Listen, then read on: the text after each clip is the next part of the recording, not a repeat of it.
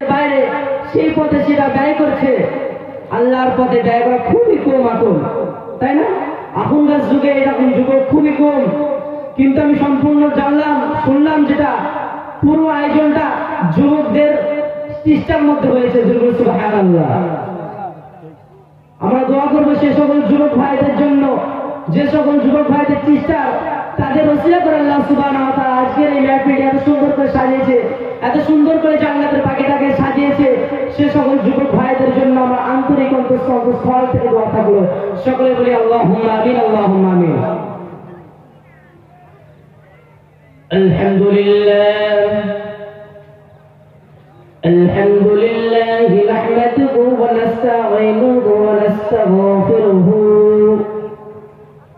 ওয়া নু'মিনু বিহি ওয়া নাতাওয়াক্কালু আলাইহি ওয়া নাউযু বিল্লাহি মিন শুরুরি আনফুসিনা ওয়া মিন সাইয়্যাতি আ'মালিনা মান ইয়াহদিহিল্লাহু ফালা মুদিল্লা লাহু ওয়া মান ইউদ্লিলহু ফালা হাদিয়া লাহু ওয়া নাশহাদু আন লা ইলাহা ইল্লাল্লাহু ওয়াহদাহু লা শারীকা লাহু ওয়া নাশহাদু আন্না সাইয়্যিদানা ওয়া হাবিবানা ওয়া মাওলানা মুহাম্মাদ আবদুহু ওয়া রাসূলুহু সাল্লাল্লাহু আলাইহি ওয়া সাল্লাম।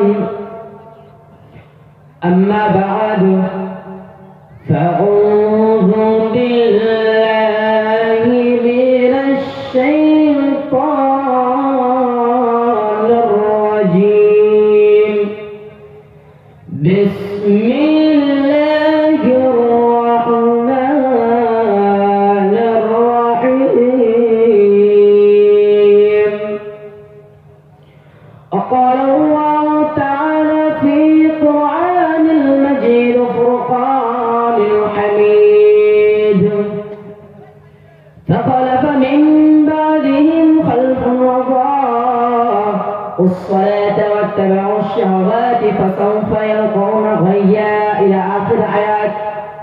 فقال النبي صلى الله عليه وسلم قال عن جابر رضي الله تعالى عنه قال قال النبي صلى الله عليه وسلم بين العبد وبين الكفر ترك الصلاة.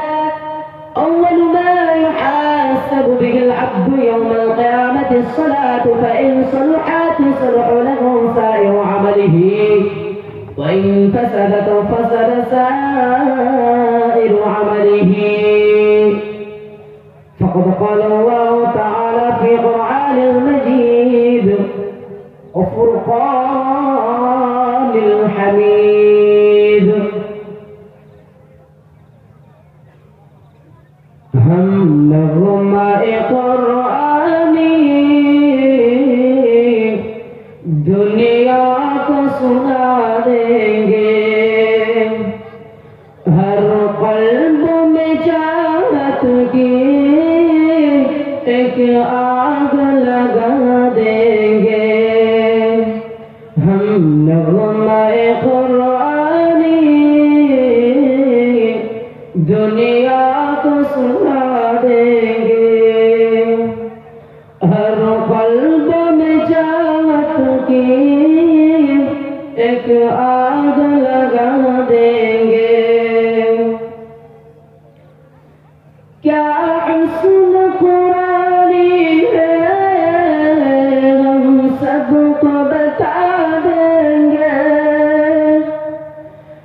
क्या हुस्न कुरानी है हम सबको बता देंगे.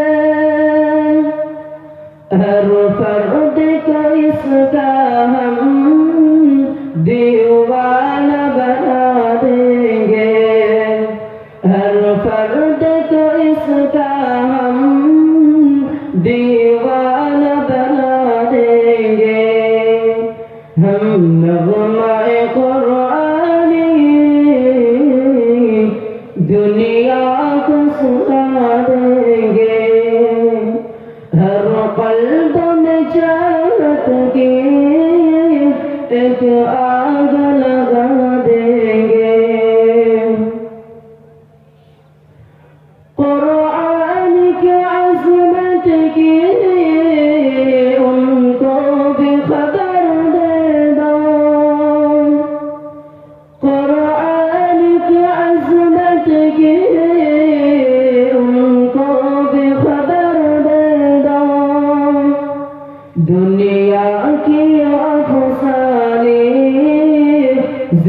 जहनों से भुला देंगे दुनिया की अफसाने जहनों से भुला देंगे ए शम्मे हिदायत है ए नूर हिदायत है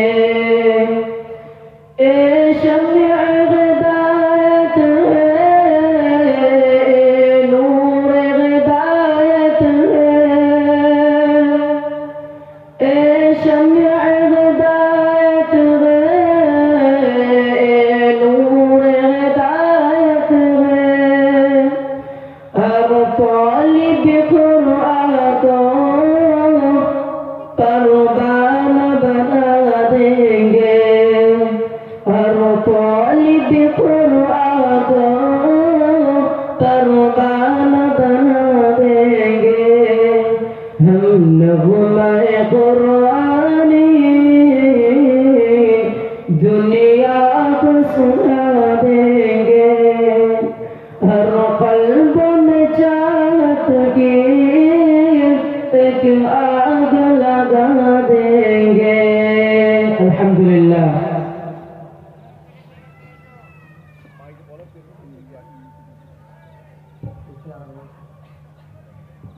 তোমরা যারা বড় ভাই যারা যারা পেছের দিকে আমরা রয়েছি জান্নাতের বাগে যারা পূরণ করুন কোন জিনিস একটা কথা মাথায় রাখবেন শান্তি রাখতে নাই পুরা করে দেন মজলিসটাকে আপনি যদি আজকে এই মজলিসটাকে পুরা করতে পারেন তো আপনার মনে তামান্না কাল কিয়ামতের দিন বিচারের আসরের ময়দানে আল্লাহ সুবহানাহু ওয়া তাআলা পুরা করে দেবে জোরে সুবহানাল্লাহ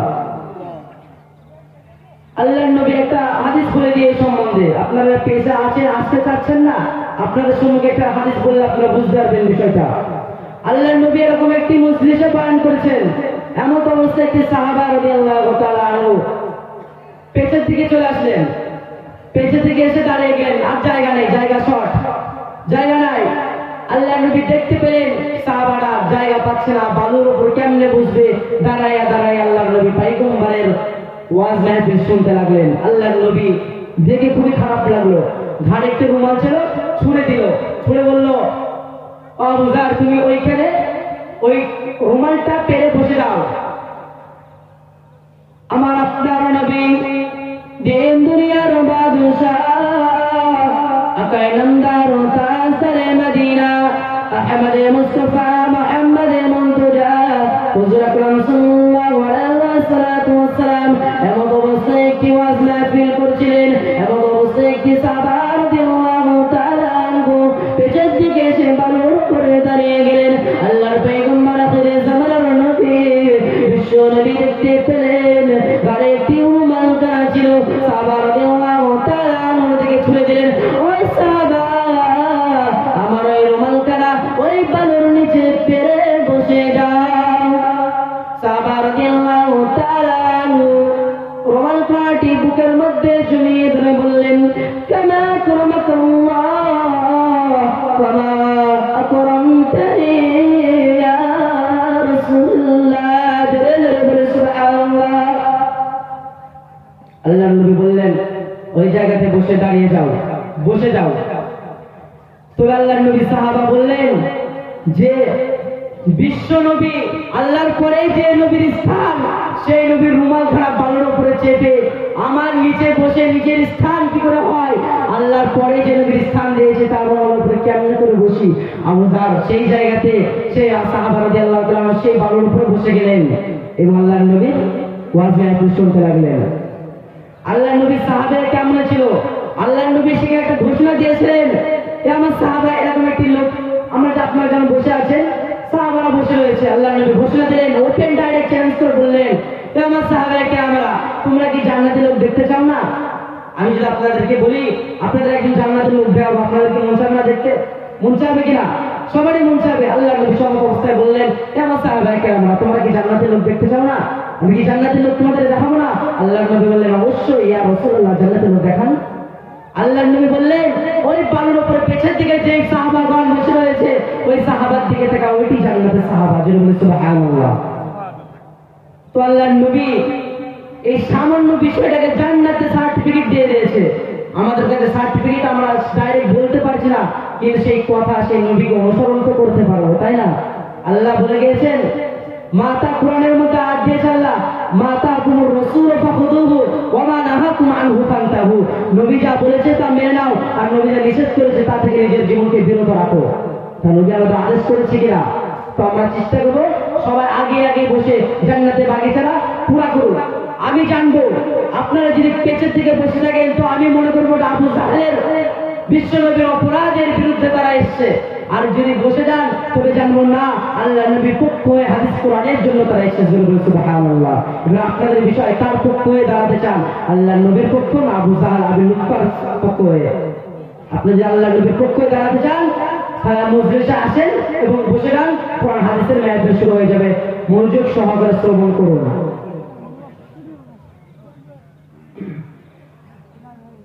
Respected presidents, respected members of this madrasa or committee, my teacher guest and dear madrasa or committee, my teacher guest and my dear madrasa all friends, I am also the student for the Darussalam Madrasa, PS Gajan district Malda in West Bengal. My topic is and halal and haram, and take only Salatul Tabdai. ইনশাআল্লাহ তাআলা আমি যে বিষয়টি নিয়ে আপনাদের সম্মুখে হাজির হয়েছি বলবো বলে রাজির অবস্থায় রয়েছি, বসে রয়েছি, আপনারা অতি আগ্রহে আমার কথা শোনার জন্য যারা উপস্থিত রয়েছেন, সেই বিষয়টির নাম হলো সালাত ত্যাগ করার হুকুম, অর্থাৎ সালাত যে ব্যক্তি না পড়বে তার বিধান পরিণতি কি হতে পারে।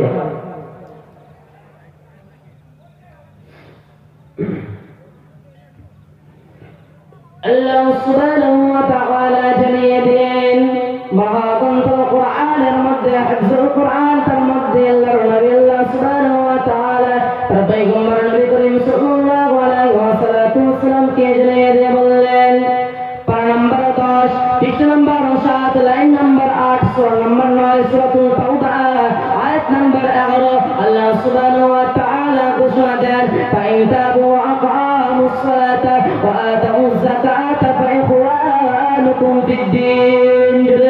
সুবহানাল্লাহ। আল্লাহ সুবহানাহু ওয়া তাআলা ঘোষণা দেন, ফাইন তাবু, ও বান্দা বান্দা তোমরা তওবা করে নাও, ওয়া আকামুস সালাত, তোমরা সালাত কায়েম করো, ওয়া আতাউয যাকাত, যাকাতকে প্রদান করো, ফাইখওয়ানুকুম ফিদ-দীন, তবে তোমরা হবে দ্বীন ইসলামের ভাই। আমরা মুসলমান হয়ে জন্মগ্রহণ করলে আমরা মুসলিম বলে দাবি করি। আল্লাহ সুবহানাহু ওয়া তাআলা স্বয়ং তিনি বলছেন, তোমরা তওবা করো, সালাত আদায় করো, যাকাত প্রদান করো, ফাইখওয়ানুকুম ফিদ-দীন, তবে আমি আল্লাহ আমার যে মনোনীত ইসলাম ধর্ম তুমি তাদের দলভুক্ত হলে তোমার অতীত নয়। অর্থাৎ যে ব্যক্তি তওবা করলো না, নামাজ পড়লো না, যাকাত প্রদান করলো না, সে ব্যক্তি ইসলামের মধ্যে দাখিল থাকলো না। এই আয়াতে এটাই প্রমাণ করছে। এর চাইতে আল্লাহ সুবহানাহু ওয়া তাআলা আরেকটি আয়াতের মধ্যে ঘোষণা করে দিলেন, পারা নম্বর 16, পৃষ্ঠা নম্বর 7, লাইন নম্বর 8, সূরা নম্বর 19, সূরাতুল আল মারিয়াম, আয়াত নম্বর 59, আল্লাহ সুবহানাহু ওয়া তাআলা ঘোষণা দেন, ফাখালাফা মিন বাদিহিম খালফুন আদাউস সালাতা আদাউস সালাতা ওয়াত্তাবাউশ শাহাওয়াতি ফাসাউফা ইয়ালকাউনা গায়্যা। আল্লাহ সুবহানাহু ওয়া তাআলা জিবরীলের মাধ্যমে আখির জামানার পয়গম্বর হযরত নবী করিম সাল্লাল্লাহু আলাইহি ওয়াসাল্লামের কাছে ওহী দিয়ে দিলেন। তাদের পরামর্শ পরবর্তীতে আপনি বসে যান না, দাঁড়িয়ে আছেন কেন? বসে যান। আল্লাহ সুবহানাহু ওয়া তাআলা জিবরীলের মাধ্যমে আল্লাহর নবী করিম সাল্লাল্লাহু আলাইহি ওয়াসাল্লামের কাছে ওহী অবতীর্ণ করে দিলেন, ফাখালাফা মিন বাদিহিম খালফুন আদাউস সালাতা ওয়াত্তাবাউশ শাহাওয়াতি ফাসাউফা ইয়ালকাউনা গায়্যা। আল্লাহ সুবহানাহু ওয়া তাআলা হুকুম দিলেন, তাদের পরামর্শ পরবর্তী প্রজন্মের লোকেরা যারা কিনা সালাতকে নষ্ট করলো, সালাত থেকে নিজের জীবনকে বিরত রাখলো, সালাতকে অস্বীকার করলো, সালাত ত্যাগ করলো, সালাতের উপর নিজের জীবনকে পরিচালিত করলো না, সালাতের উপর নবী করিম সাল্লাল্লাহু আলাইহি ওয়াসাল্লামের উপর নিজের জীবনকে গঠন করতে পারলো না। আল্লাহ সুবহানাহু ওয়া তাআলা তাদের পক্ষ হয়ে বললেন, তারা অচিরেই ধ্বংস হবে। আল্লাহ সুবহানাহু ওয়া তাআলা তাদের জন্য অবধারিত জাহান্নাম রেখেছি, সেই ব্যক্তি যেন তার ঠিকানা জাহান্নামে করে দেয় যে ব্যক্তি আমি রাসূল, আমি এবং আমার রব আল্লাহকে মানল না।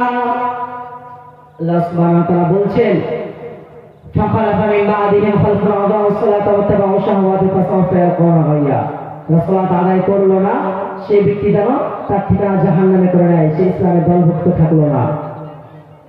এই আয়াত থেকে এটা বোঝানো যাচ্ছে যে ব্যক্তি সালাত আদায় করবে না, সালাত মানে বুঝতে পারছেন তো আপনারা, সালাত আরবি ভাষা, নামাজটা আপনাদের বাংলা ভাষা না। আপনারা নামাজ বলেন, নামাজটা কি বাংলা না, ওটা ফার্সি, বুঝা গেছে? সালাত মানে নামাজ, বুঝে নেবেন। যে ব্যক্তি সালাত আদায় করলো না সেই ব্যক্তি যেন তার ঠিকানা জাহান্নামে করে না, আল্লাহ সুবহানাহু ওয়া তাআলা সেই প্রসঙ্গ অবতীর্ণ করে দিলেন। এর চাইতে আল্লাহ সুবহানাহু ওয়া তাআলা আরেকটি জায়গায় বলেছে, স্পষ্ট করে বলেছে সেখানে আবার পারা নাম্বার 29 পৃষ্ঠা নাম্বার 18 লাইন নাম্বার 16 থেকে 17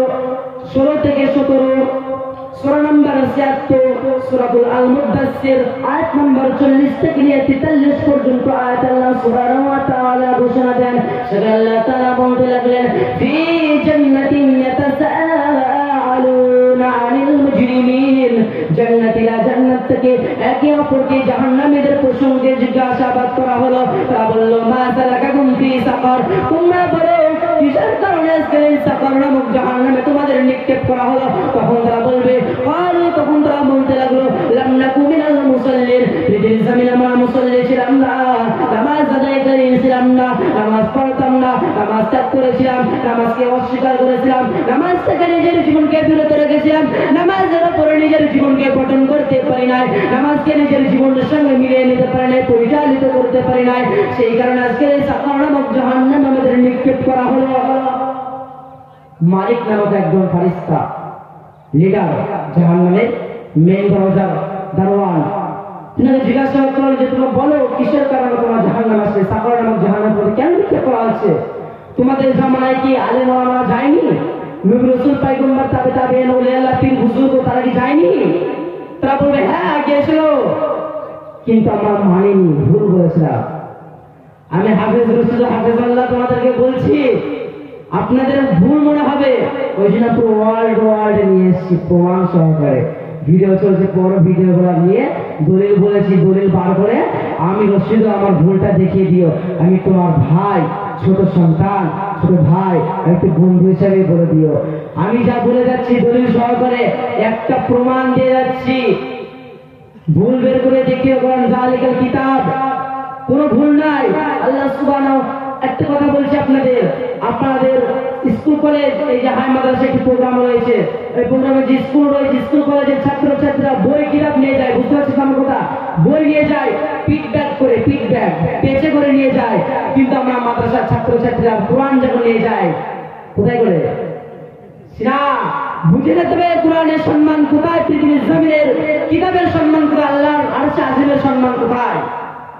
আল্লাহ সুবহানাহু ওয়া তাআলা কিতাবের শুরুতেই বলছেন জালিকাল কিতাবু লা রাইবা ফি, জালিকাল কিতাব এমন একটি বই, লা রাইবা ফি কোনো ভুল নাই, ফিহি হুদাল লিল মুত্তাকিন, মুত্তাকিন পরহেজগারদের জন্য একটি পথ প্রদর্শনকারী। This is the book about which there is no doubt a guidelines for those conscious of Allah. আল্লাহ নিজেই সাক্ষ্য দিচ্ছে এবং তা মানতে হালাল সহকারে, হারাম সহকারে নয়। Being our creator and Lord, Allah loves and takes care of us, and He knows better what is good and what is bad for us. He has provided us with numerous foods on this earth. He has permitted us to take care and wholesome food for our own good. He has forbidden us same foods,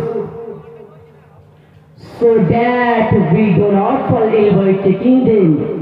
If we take such forbidden food, in any circumstances we must avoid the haram food.